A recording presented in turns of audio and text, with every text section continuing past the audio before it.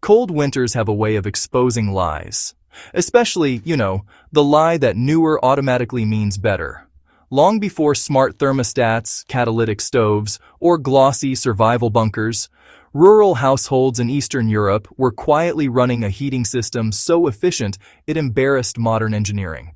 No hype, no marketing, just physics, masonry, and hard-earned wisdom that stretched firewood 3 times longer than anything most homes use today. Before we dive in, do yourself a favor and hit subscribe like you're locking this knowledge into your long-term memory, because wisdom like this doesn't show up twice. Now let's get into it. The Russian stove wasn't a stove in the modern sense. It was a thermal weapon, a massive masonry structure designed not to burn fast, but to burn smart. While modern fireplaces and metal stoves chase flames and instant heat, this system hunted something more valuable: stored heat, the kind that stays long after the fire dies. Most people think heat comes from flames. That's the first mistake. Flames are loud, flashy, and inefficient. The real power is in hot mass. The Russian stove understood this centuries ago. Instead of letting heat rush up a chimney, it forced hot gases to snake through a maze of internal channels built into thick brick or stone. Every inch of that path stripped energy from the smoke and locked it into the stove's body. By the time smoke finally exited, it was barely warm, which meant nearly all the heat stayed inside the home. This is where firewood life tripled. 1 intense burn per day, sometimes one every other day. That was enough to heat living space, cooking surfaces, sleeping platforms, and even drying racks. Modern stoves need constant feeding. This one needed patience and timing. The burn itself was fast and hot. That's another secret modern systems miss. Slow smoldering fires waste fuel and produce creosote. The Russian stove burned hot and clean. High temperatures meant complete combustion, more energy extracted, less soot, less smoke, less waste. Then the fire went out, and the heat stayed. This stove didn't heat air, it heated walls, benches, floors, bodies. Radiation, not convection. The warmth soaked into everything and released slowly over 12 to 24 hours. No cold drafts, no temperature swings, just steady, bone-deep heat that made brutal winter survivable. And here's where modern science still hasn't caught up. Metal stoves heat fast and cool fast. Insulation slows heat loss, but it doesn't create heat stability. The Russian stove acted like a thermal battery. Charge it once, use it all day.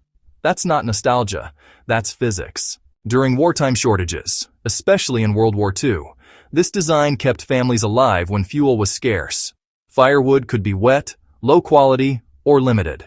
It didn't matter much. The stove's design extracted value from every scrap: thin branches, agricultural waste, even dung in some cases.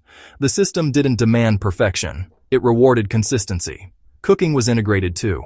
Pots were slid into recessed chambers where residual heat simmered food without flame. Bread baked evenly. Soup stayed hot for hours. This wasn't convenience. It was efficiency born from necessity. And yes, people slept on it. Literally. The stove often included a raised platform warmed from below. In sub-zero temperatures, that sleeping surface could mean the difference between sickness and survival. No electric blankets, no fuel burn overnight, just stored heat doing its job. Modern engineers know this concept.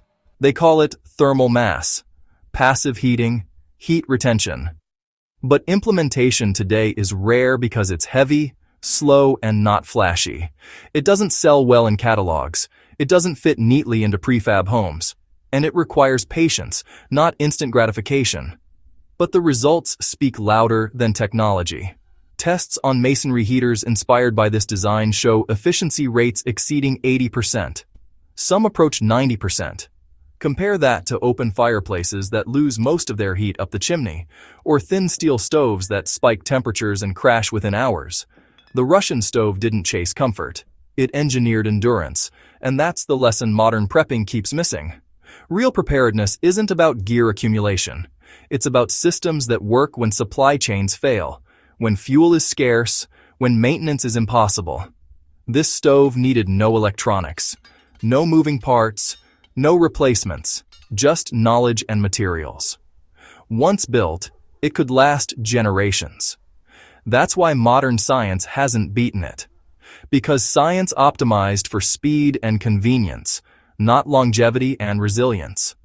The Russian stove optimized for survival. If you stripped away electricity tomorrow, this system would still work. If fuel prices tripled, it would still work. If winters got harsher, it would still work. And that's why it matters now.